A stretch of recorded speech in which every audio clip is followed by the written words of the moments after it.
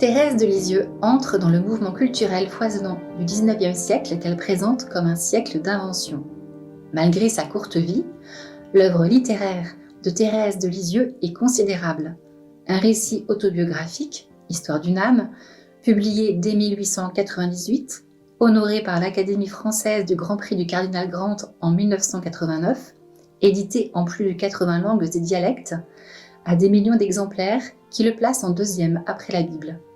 266 lettres, 62 poésies, 8 pièces de théâtre, où l'auteur se fait aussi actrice. Reflet de son itinéraire personnel, Thérèse de Lisieux distille à travers son œuvre littéraire la foi qui l'anime, le message universel qui l'habite en faveur d'une civilisation de l'amour.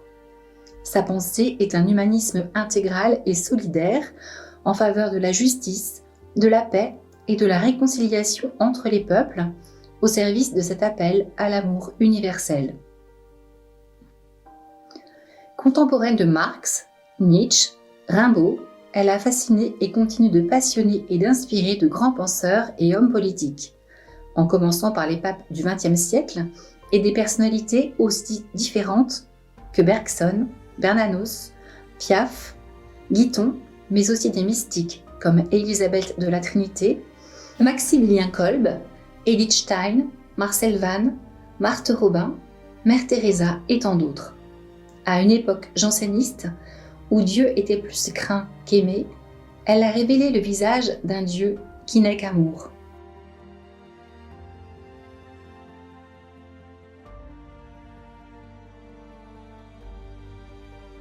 La science d'amour, oh oui, cette parole résonne doucement à l'oreille de mon âme, je ne désire que cette science-là.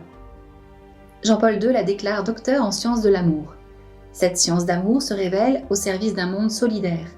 Pédagogue et éducatrice dans l'âme, elle entretient avec ses novices, parfois plus âgés qu'elle-même, une relation de confiance et d'estime de soi qui leur permet de grandir en liberté intérieure, de s'affirmer, de trouver leur voie.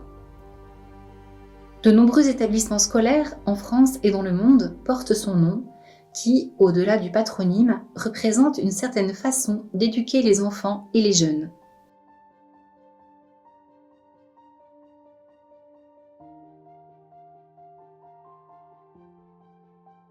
La pérégrination de ses reliques et la portée universelle de son message traversent le monde à des moments politiques majeurs. Aux Philippines en 2000, au Liban et en Irak en 2002, en Colombie en 2004, au Brésil en 2022. Thérèse de Lisieux s'avère aussi conseillère de personnalités politiques dans l'intimité de leurs relations. Elle suscite l'intérêt des chercheurs, des universitaires du monde entier. Écoles, hôpitaux, églises lui sont dédiées. Les millions de statues disséminées de par le monde tournent les regards vers Lisieux et vers la France.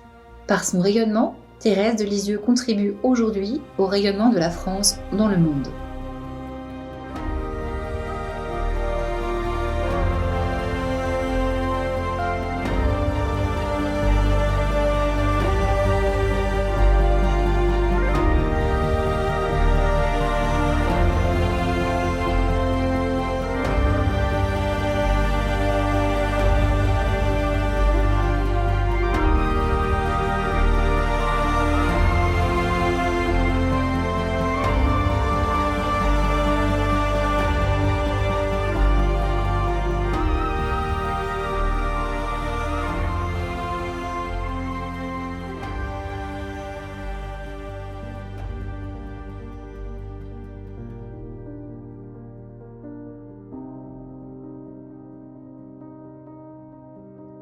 Thérèse dépoussière des réalités qui sont toujours valables en notre temps.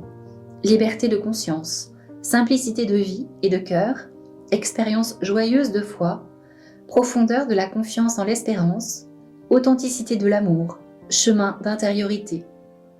Elle dénonce les idées réductrices d'une doctrine oppressante dans le contexte légaliste des pratiques spirituelles de son temps. En prenant le risque de l'espérance, qui prend la forme de la confiance amoureuse dans une société janséniste, elle insuffle de l'intérieur un dynamisme nouveau à la spiritualité de son époque et encore aujourd'hui à la nôtre. Elle replace le désir de la quête de sens comme une dimension constitutive de l'être humain. Pour elle, l'être humain est un être de relation, chercheur d'absolu, créé à l'image de Dieu, à la recherche de la vie en abondance, de la plénitude de l'amour. Je compris que l'amour renfermait toutes les vocations, qu'il embrassait tous les temps et tous les lieux, en un mot, qu'il est éternel. Aujourd'hui, nos contemporains cherchent un sens à leur vie. Thérèse nous dit que le désir d'aimer est le seul qui comble profondément et véritablement. Pour elle, il n'y a pas d'autre vérité. Nous ne sommes faits que pour aimer. C'est notre but, c'est notre destinée. Bernanos parlait de l'espérance de Thérèse comme du désespoir surmonté. Cette pratique de l'amour don qui espère tout, qui nous révèle que la grâce divine ne limite ni ne détruit la nature humaine d'origine, mais qu'elle l'équilibre, l'unifie, la transforme progressivement pour son épanouissement total. Thérèse de Lisieux nous interpelle discrètement, par son audace, à ne pas nous décourager. Elle nous invite à une longue patience dans les épreuves, à reprendre le dur labeur de la confiance. Elle connaît bien les tiraillements et les inquiétudes de notre humanité. Elle ouvre la voie de la véritable liberté intérieure comme chemin de paix à la fois personnel et universel.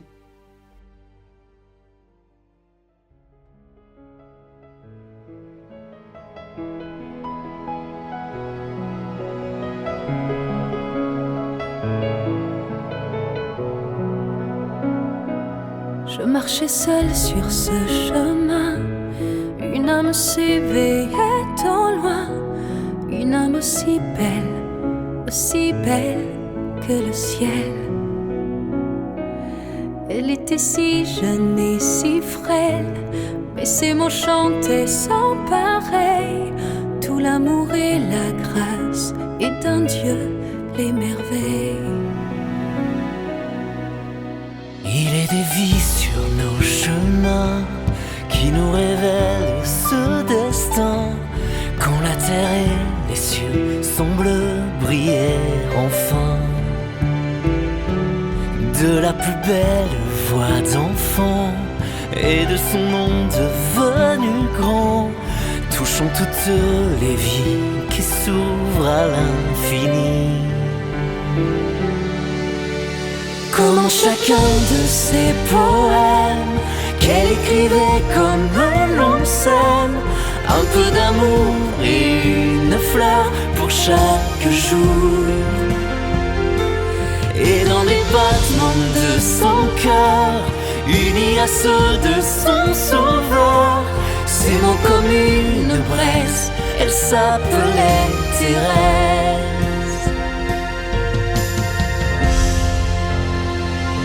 Silencieuse et si solitaire, quand elle écrivait sur la terre, au cœur de chaque larme, c'est l'histoire de son âme.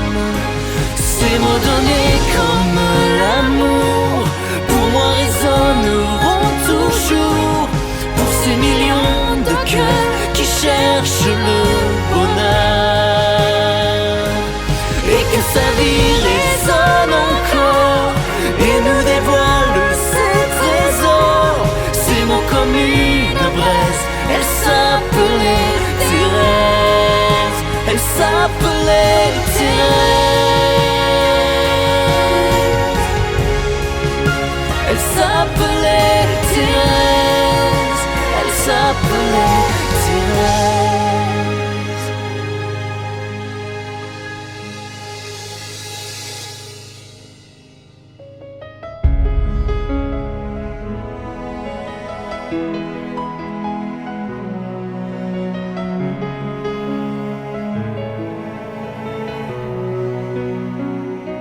Je marchais seule sur ce chemin, Une âme s'éveillait au loin, ses mots comme une braise, elle s'appelait Thérèse.